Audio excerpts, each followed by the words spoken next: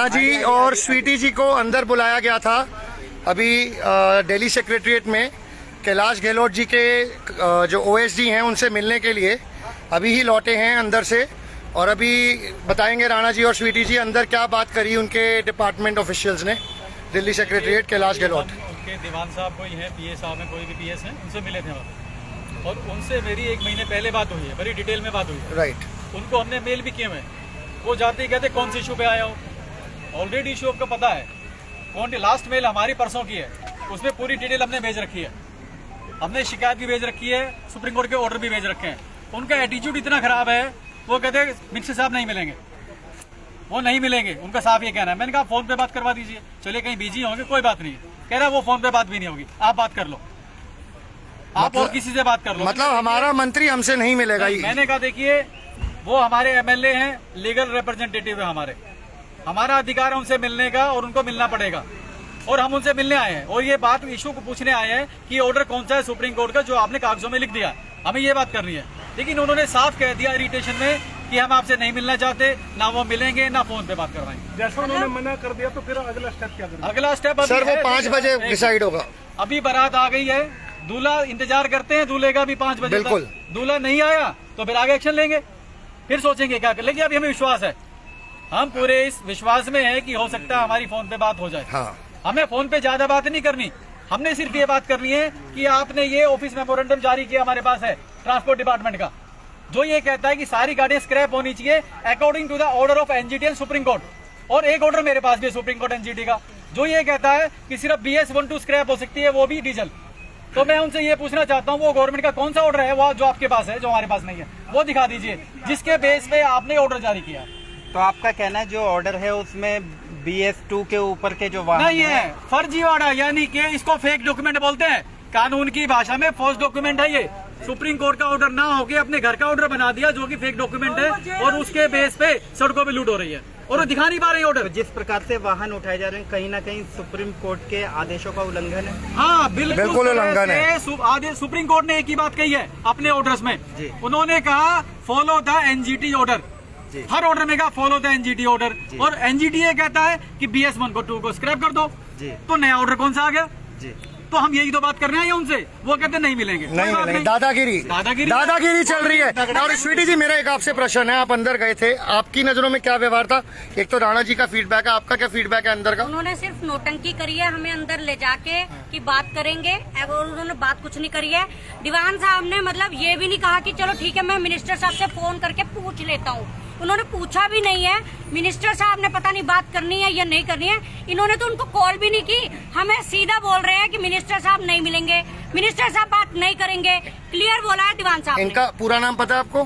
जी पूरा नाम मतलब आज इस देश की ये हालत है, इन OSD की तनख्वाह ये आम आदमी अपने GST से भर के देता है कि ये हमारे लिए बैठे अंदर, ये हमें धमकियां दे रहे हैं।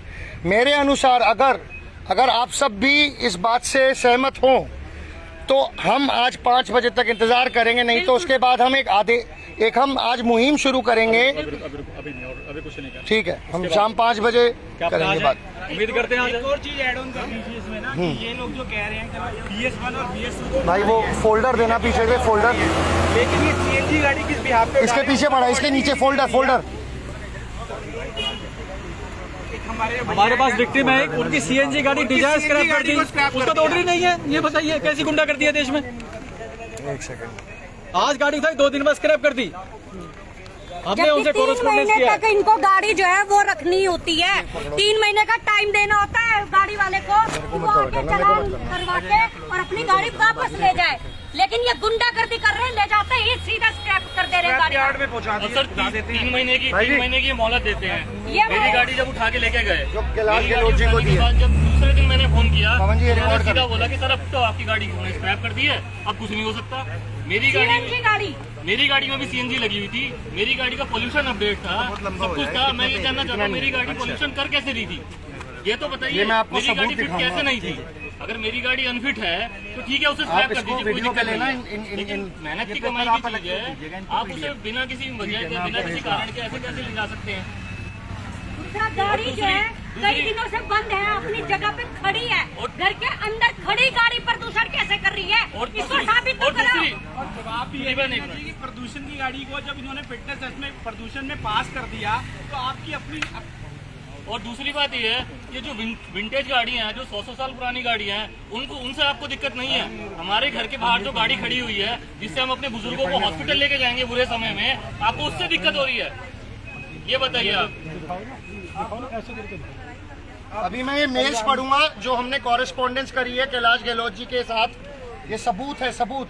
ये जनता को पता होना चाहिए कि हम कितने दिनों से हाथ पैर मार रहे हैं, प्रार्थना कर रहे हैं मंत्री जी से, हमारे इलेक्टेड, कि हमारी बात सुनी जाए।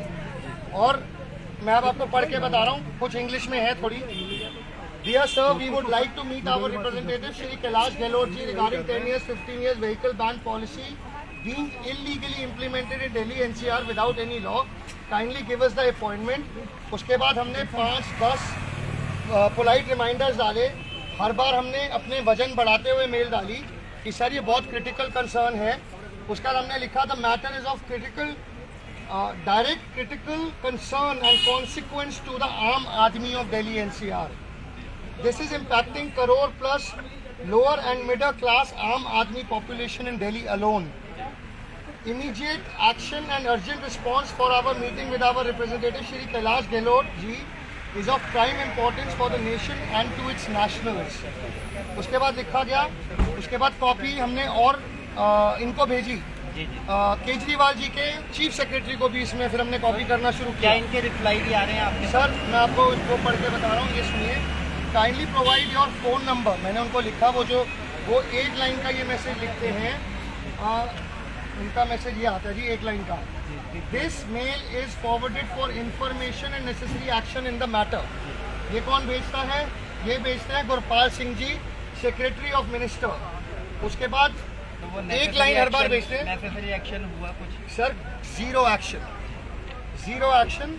और हम हर बार उनको बोलते जा रहे हैं सर रोज नुकसान हो रहा है देश का, लोग बेरोजगार हो रहे हैं, हमें एक मीटिंग दे दीजिए, हमारे पास सारे तथ्य हैं, कागज हैं, ये इलीगल काम हो रहा है, एमसीडी भी गलत कर रही है, इसमें ट्रांसपोर्ट डिपार्टमेंट भी गलत कर रहा है, इसमें सारे डिपार्टमेंट्स लूट रहे हैं देश को, लेकिन हमारा को कोई रिस्पॉन्स नहीं दिया जा रहा। फिर जो एक कॉल आती है, उस कॉल में बोला जाता है जी हमारे तो हाथ बंधे हुए हैं, हमने तो कोशिश करी है, एलजी ने हमारा कागज रोक दिया है।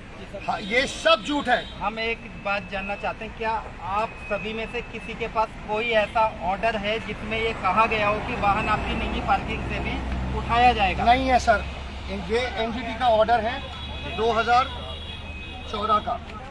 इस एनजीटी के ऑर्डर में क्लियरली एनजीटी ने बोला है कि 10 साल पुराने diesel vehicles parked in public place BS1 BS2 category के सिर्फ वो ही स्क्रैप किए जाएंगे, वो भी स्वेच्छा से ओनर के, नहीं तो वो अपने घर में रख के उसमें गाड़ी में बैठ सकता है, वो भी जबरदस्ती स्क्रैप नहीं होंगे, वो भी स्वेच्छा से होंगे। और BS1 BS2 इसलिए स्क्रैप करने के लिए हिदायत दी गई है क्योंकि उसका ईंधन नहीं बन रहा है, उसका फ्यूल नहीं बन रहा है मार्केट में, इसीलिए सरकार ने कहा इनको ख़त्म कर दो। BS3 BS4 BS5 BS6 CNG किसी का कोई लॉ नहीं है, पेट्रोल गाड़ी का तो बिल्कुल भी लॉ नहीं है। ये सारा इलीगल ऑर्डर्स के द्वारा इन्होंने, जैसे कुछ समय पहले एक षड्यंत्र चला था ऑर्डरों द्वारा, ये वैसा ही षड्यंत्र चल रहा है ऑर्डरों द्वारा, अंदर ही अंदर। और आम आदमी के बस की नहीं है ये कागजों को पढ़ना, समझना, उलझना। आप समझ रहे हैं? नहीं है कोई समझ सकता। तो क्या लगता है और लिखते किसमें? अंग्रेजी भाषा में, हमारे भारतीय भाषा में भी नहीं है कि कोई आम आदमी पढ़ के समझ ले इसको। उलझा के रखना है पूरे समाज को और नष्ट करना है समाज को, इनकी ये मंशा है। अखबार में इतना सा कॉलम डालते हैं, खुद को फ्री की गाड़ियाँ मिलती हैं हमारे GST से, हैं जी, हमारे पैसे से कॉन्वॉयज में चलते हैं 10-10 गाड़ियाँ एक बार में लेके, मजे से, बड़ी बड़ी मोटी महंगी गाड़ियाँ लेके। तो क्या लगता है ये आदेशों का उल्लंघन है? बिल्कुल है जी, बिल्कुल उल्लंघन है। हमारे लॉयर साहब ने 3 महीने बैठ के सारे कागज, एक कागज खंगाला है, कहीं भी मेंशन नहीं है एनजीटी और सुप्रीम कोर्ट द्वारा कि आप जबरन जाइए और गाड़ी उठा के ले आइए। Scrapping policy motor vehicle act में है ही नहीं उस प्रकार से, और अगर मोटर व्हीकल एक्ट में आप लॉ के अधीन नहीं बनाएंगे, ये हमारे संविधान में है MVA में कि without touching the motor vehicle act, जो कि सिर्फ संसद में ही टच हो सकता है, उसमें छेड़खानी नहीं कर सकते। इन्होंने वहाँ भी छेड़खानियाँ करी हैं ऑर्डरों द्वारा। क्यों नहीं बैठी संसद अभी तक इस टॉपिक पे? ये छोटा मुद्दा है। आपने 54 लाख गाड़ियों का अनाउंसमेंट कर दिया, 54 लाख इंटू 7 लाख रुपए कितने होते हैं सर? 27 लाख करोड़ रुपए। आपने 27 लाख करोड़ रुपए का सीधा बोल दिया नष्ट कर दो। 9 लाख रुपए पूरी देश के सरकारी व्हीकल्स नष्ट कर दो। चल क्या रही है, चल क्या रही है? कौन लाएगा 27 लाख करोड़ रुपए? कौन भरेगा? हम भरेंगे ना। देश जा रहे हैं ना कर्जे में। फिर कल को बोलेंगे जी हमारे पास पैसा नहीं है, पाकिस्तान जैसा हाल कर देंगे, श्रीलंका जैसा हाल कर देंगे, महंगाई बढ़ा देंगे। चल क्या रहा है हमारे देश में? गुंडागर्दी। अब नहीं होने देंगे हम गुंडागर्दी। ये राष्ट्र की लड़ाई है, दिल्ली की लड़ाई नहीं है, ये पूरे देश की लड़ाई है। चंडीगढ़ में भी इन्होंने क्या इलीगल फरमान जारी कर दिया, आप दिसंबर से 2 व्हीलर इलेक्ट्रिक व्हीकल के सिवाय खरीद ही नहीं सकते। अब मतलब जबरदस्ती आपको बिजली के वाहन पे बिठाना ही बिठाना है इनको। फिर बिजली किसके हाथों में है? पूंजीपतियों के हाथों में है। बिजली की दरें बढ़ाएंगे, फिर लूट लेंगे। बिजली का वाहन दूर जा भी नहीं सकता। सर आगे की रणनीति क्या देखिए, आज से अलग हटके तो क्या है कि मिनिस्टर साहब ने तो हम देख लिया, मिलेंगे नहीं वहाँ से, उम्मीद है शायद मिल जाए। लेकिन अगली बात यह है कि अब जहाँ जहाँ गाड़ी उठेगी, हम अपनी टीम बना रहे हैं, जहाँ जहाँ ये गाड़ी उठाएंगे हम इनसे सुप्रीम कोर्ट एनजीटी का ऑर्डर मांगेंगे कि वो ऑर्डर दिखाइए जहाँ ये गाड़ी उठ सकती है। हमारी अगला ये है, अब हम पब्लिक में जाएंगे और उनको बताएंगे कि ऑर्डर ये है असल में। और जहाँ भी ये एमसीडी वाले या ट्रांसपोर्ट डिपार्टमेंट वाले आपकी गाड़ी उठाने आते हैं तो उनसे वो सुप्रीम कोर्ट का ऑर्डर लो कि कौन सा ऑर्डर जो मेरी गाड़ी स्क्रैप हो सकती है। हमारे चैनल के माध्यम से आप अपना संपर्क सूत्र बताइए, जिससे कि हर आदमी तक आपका नंबर पहुंच सके, आपसे जानकारी ले सके। आप ये नंबर सचिन भाई का ले लीजिए जी, citizen action group of India. Sachin भाई नंबर बताइए। 9717080722 9717080722। कृपया ध्यान रखिए, citizen action group of India मतलब भारत की जनता। ये आप इसको एक भारतीय परिवार समझ के चलिए। ये भारत की पूरी जनता की लड़ाई है। ये सिर्फ नाम हमें जबरन रखना पड़ा, पर ये भारत की जनता है हम सब। और जहाँ भी आपकी गाड़ी उठे आप इस नंबर पे कॉल करें, हमारी टीम पॉसिबल होगी तो वहाँ आएगी, नहीं तो आपको ये सुप्रीम कोर्ट एनजीटी को ऑर्डर दे देंगे और उनसे भी ऑर्डर मांगे और उनसे पूछे आपके पास कौन सा ऑर्डर है मेरी गाड़ी को उठाने। सर क्या ऐसे कर्मचारियों के खिलाफ, जो सरकारी कर्मचारी वाहन को जबरन घर से उठाते हैं, क्या ऐसे कर्मचारियों के खिलाफ भी कोई एक्शन लेने वाला है? देखिए, अभी एक एक्शन हुआ है, असिस्टेंट कमिश्नर ऑफ एमसीडी, उसने घर से गाड़ी उठाने की कोशिश की थी तो उसके खिलाफ एफआईआर दर्ज हुई है। ये क्रिमिनल ट्रांसपेस का मामला बनता है कानूनी भाषा में कहूँ तो उनके खिलाफ एफआईआर दर्ज हुई है। और अभी जो इंसिडेंट प्रीतमपुरा में हुआ है इसमें भी हम 1-2 दिन एफआईआर के लिए बात करेंगे। हम कोर्ट में जाएंगे अगर एफआईआर थाने में नहीं होती है। तो तमाम ऐसे सरकारी कर्मियों को हमारे चैनल के माध्यम से आप क्या चेतावनी या क्या संदेश देना चाहेंगे जो कानून को उल्लंघन कर? देखिए, मैं सरकारी आदमी को एक ही बात कहना चाहूँगा कि नौकरी जो है बड़ी मुश्किल से मिलती है, बड़े पापड़ बेलने पड़ते हैं, बड़ी मेहनत करते हैं, जब एक नौकरी मिलती है और उससे पूरा परिवार चलता है। अगर आपकी नौकरी जाती है किसी न किसी वजह से तो आपका पूरा परिवार डिस्टर्ब हो जाएगा, फिर पता नहीं क्या होगा। हम किसी की नौकरी खाना नहीं चाहते, हम बिल्कुल नहीं चाहते किसी की नौकरी जाए।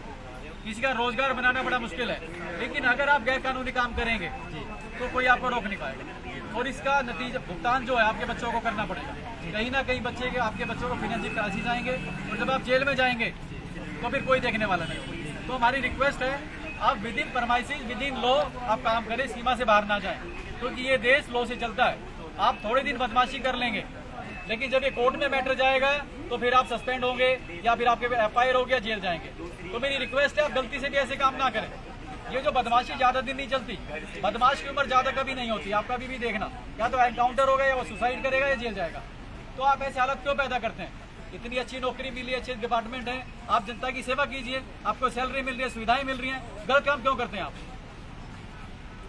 एक मैसेज है पूरी दिल्ली की जनता के लिए, एनसीआर की जनता के लिए। अगर आपके यहाँ डाका डलता है तो आपको हक है खड़े होने का और अपने डाका चोरी होने से रोकने का। आप अपने वाहन को वहाँ पे उठने से रोक सकते हैं जब तक वो आपको वो ऑर्डर ना दिखाएं जिसमें सुप्रीम कोर्ट या संविधान संसद से पास हुआ कोई लॉ हो जिसमें वो स्क्रैपिंग के लिए आपकी स्क्रैप यार्ड पे लेके जा सकते हैं वाहन। ये नहीं ले जा सकते हैं। कृपया अड़ जाइए, मुट्ठी बंद के रोक लीजिए अपने वाहनों को उठने से। कृपया रोक लीजिए अपने संपत्ति को नष्ट होने से, राष्ट्र की संपत्ति को नष्ट होने से, आपकी आत्मनिर्भरता को नष्ट होने से। स्वीटी जी एक मैसेज दे रही थी, दीजिए। मेरा आपके माध्यम से पूरी दिल्ली एनसीआर की जनता के लिए यही मैसेज है कि आपके साथ ये जो भी कुछ हो रहा है ये गलत तरीके से हो रहा है। इससे ऐसा कोई कानून नहीं है जो आपके वाहनों को कबाड़ कर दे आपकी मर्जी के बिना। तो ये जो है सब कुछ गैर कानूनी हो रहा है, इसलिए आप लड़ सकते हैं, आप में वो पावर है जानिए, कानून जानिए, रूल्स जानिए, सर्च कीजिए और इस पे अड़ जाइए। अपने वाहनों को, अपनी संपत्ति को, आपके वाहन आपकी संपत्ति पूरे देश की, पूरे राष्ट्र की संपत्ति है, जिसको ये लोग गलत तरीके से बर्बाद कर रहे हैं, आप लोगों को कंगाल कर रहे हैं, बेरोजगार कर रहे हैं। इसके लिए एक हो जाइए, मिलकर आवाज उठाइए, लड़िए और अपनी संपत्ति को, राष्ट्र की संपत्ति को नष्ट होने से बचाइए। धन्यवाद। और एक लास्ट आपके मैसेज है, हमारी रुचि जी है, इनके घर में डाका डाला था, ये मैसेज है। लेकिन मुट्ठी बन के जब खड़ी हुई तो इनका वाहन उठने से बच गया। ये जीत हुई है समाज के लिए, लेकिन अड़ना पड़ेगा, मुट्ठी बन के खड़ा होना पड़ेगा। ये मैसेज है जनता को। सभी से जनता का हमारा एक मैसेज है, एक जब तक अपने अंदर वो दृढ़ इच्छा शक्ति नहीं लाएंगे तो ये लुटेरे लूट करते रहेंगे। और संविधान ने लुटेरों को लूट करने के लिए हमें कोई संपत्ति का संविधान ने भी हमें हक दिया है, तो लुटेरे का हम और जवाब दे सकेंगे। हमें हक मिला हुआ है 51 है, ये हमारी यदि कोई ये लूट है, डकैती है, तो हम कुछ भी मतलब अपने उसको बचाने के लिए कर सकते हैं। ऐसी बात है। आर्टिकल 51A हमारे देश की जनता को, हमारे देश की संपत्ति को नष्ट होने से बचाने का अधिकार देता है। उस अधिकार का जो है पालन कीजिए और अपनी संपत्ति को, राष्ट्र की संपत्ति को बचाइए। चलिए साथियों, अभी जितने भी हमारे सिपाही हैं भारत माता के, उनके लिए हमारे किसान नेता गाजियाबाद से खाना लेके आए हैं। तो अभी ये पहले खाना खाएंगे, एनर्जी लेंगे, फिर दोबारा लड़ेंगे 5 बजे तक। यहीं बैठ जाइए।